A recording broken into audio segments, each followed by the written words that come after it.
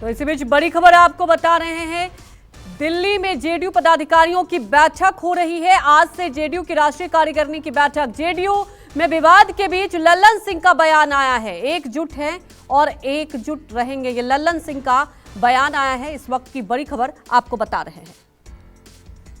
तो दिल्ली में बैठक हो रही है और बैठक से जुड़ी इस वक्त की अहम खबर आपको ये भी बता दें कि जेडीयू जमकर, जी हां, बीजेपी पर हमला करेगी, क्योंकि लगातार राजनीतिक गलियारों में चर्चा हो रही है और इसे लेकर सीधे तौर पर लल्लन सिंह ने भी कहा कि देखिए हम एकजुट हैं और एकजुट रहेंगे।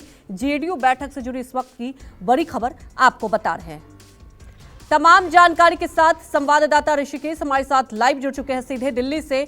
ऋषिकेश, बैठक चल रही है और सबसे बड़ी बात निकलकर ये आई है कि जेडीयू अटैकिंग मूड में होगी बीजेपी के खिलाफ, और लल्लन सिंह का बयान भी बहुत कुछ मायने रखता है, एकजुट हैं और एकजुट रहेंगे।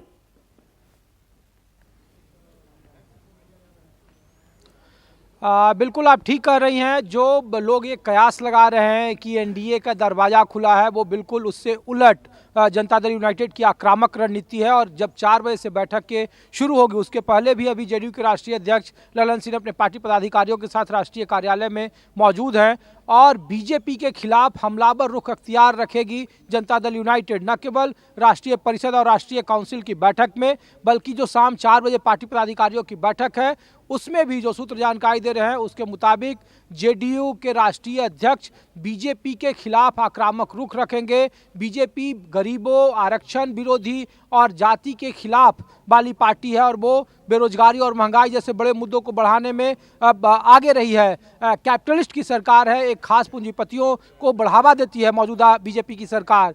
तो जो बातें अटकलें थी कि उनके विधायक नाराज हैं, उनके राष्ट्रीय अध्यक्ष नाराज हैं, इसका खुद जवाब राष्ट्रीय अध्यक्ष लल्लन सिंह से ने अब से थोड़ी देर पहले दिया।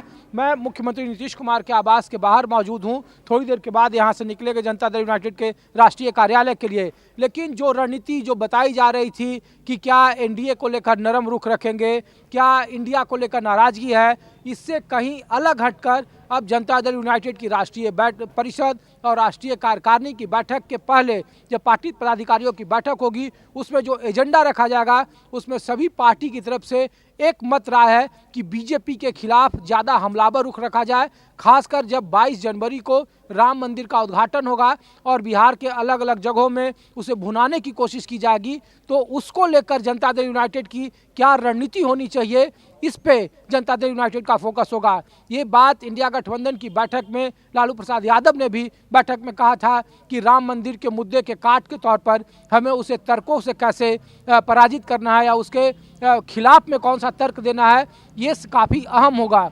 और उसी की एक पहली कड़ी होगी कि जनता दल यूनाइटेड की राष्ट्रीय कार्यकारिणी और परिषद की बैठक में इस बात पर भी चर्चा होगी और बीजेपी के खिलाफ जो लामबंदी है, जो घेराबंदी है, उसको कैसे दूर किया जाए। मसलन कि जो बीजेपी का वहाँ खास करके ओबीसी कार्ड है, प्रदेश अध्यक्ष के जरिए किस तरीके से वो घेराबंदी करने की कोशिश कर रहे थे।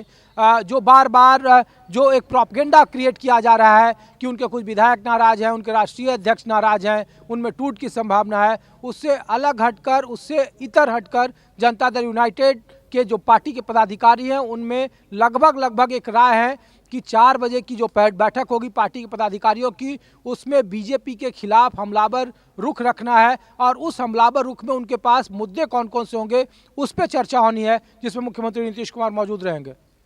बिल्कुल ऋषिकेश, देखिए एक बात तो तय होगी, जैसा कि आप अभी जिक्र भी कर रहे थे, जो एक अटकलें लगाई जा रही थी कि क्या एनडीए के लिए रास्ता खुला रहेगा नीतीश कुमार के लिए। लेकिन बड़ी बात यह है कि जब से लल्लन सिंह के इस्तीफे की पेशकश आई है ऋषिकेश, एक बात सामने आ रही कि क्या अब नीतीश कुमार कमान संभालेंगे।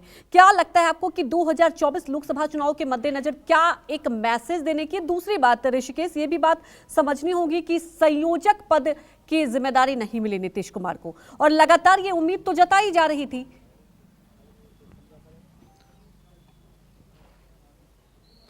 देखिए, नीतीश कुमार इसको लेकर कई बार कह चुके हैं। जब वो पटना के लिए से निकल रहे थे तो उन्होंने फिर कहा कि उनकी कोई नाराज़गी नहीं है और जो पार्टी के भीतर का जो कैनवास है, जो उसका मोमेंटम है, जो वातावरण बन रहा है, मैं फिर कह रहा हूं, जो सूत्र हैं जो जनता दल यूनाइटेड के, उसके मुताबिक जनता दल यूनाइटेड की कांग्रेस से नाराजगी है, न केवल उनकी बल्कि उनके साथी लालू प्रसाद यादव या राष्ट्रीय जनता दल की।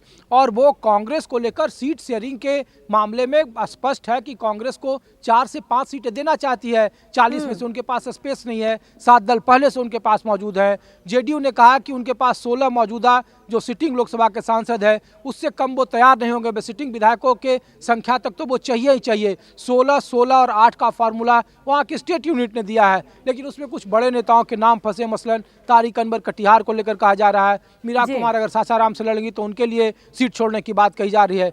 तो नंबर क्या हो उसके लिए प्रेशर पॉलिटिक्स जरूर होगा, और इसीलिए इसकी बैठक में अधिकृत होंगे। जो बार बार पूछा जा रहा है कि ललन सिंह क्या राष्ट्रीय अध्यक्ष से हटेंगे, नीतीश कुमार क्या कमान संभालेंगे, तो उसके पीछे की जो दलीलें दी जा रही है। फिलहाल हमारे साथ जुड़ने के लिए आपका शुक्रिया। आगे भी इस खबर पर आपसे अपडेट लेते रहेंगे।